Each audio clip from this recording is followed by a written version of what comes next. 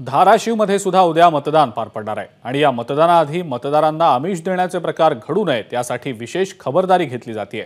जिल्ह्यातल्या सीमांवर प्रशासनाकडून वाहनांची तपासणी होतीये।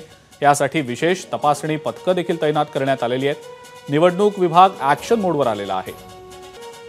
दिनांक 7 मे रोजी 40 उस्मानाबाद लोकसभा मतदारसंघ याचे मतदान आहे। तर धाराशिव जिल्ह्यातील पूर्ण मतदार त्याचबरोबर औसा बार्शी या विधानसभा मतदारसंघातील जेवढे मतदार आहेत त्या सर्वांना मी जिल्हा प्रशासनाच्या वतीने आवाहन करतो की आपल्याला अतिशय आपल्या संविधानाने दिलेला अतिशय हा मौलिक असा अधिकार आहे, त्याचा जास्तीत जास्त मोठ्या संख्येने आपण वापर करावा। कळकळीची विनंती करतो की मोठ्या संख्येने आपण या 7 मे रोजी दिनांक सकाळी 7 ते सायंकाळी 6 या वेळेमध्ये आपलं मतदान आहे। या वेळेमध्ये मतदान केंद्रावर जाऊन आपला मतदानाचा हक्क बजावा। एबीपी माझा, उघडा डोळे बघा नीट।